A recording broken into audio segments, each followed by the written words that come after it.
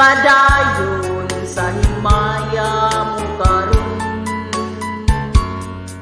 Ang kanhitang nangagilubong,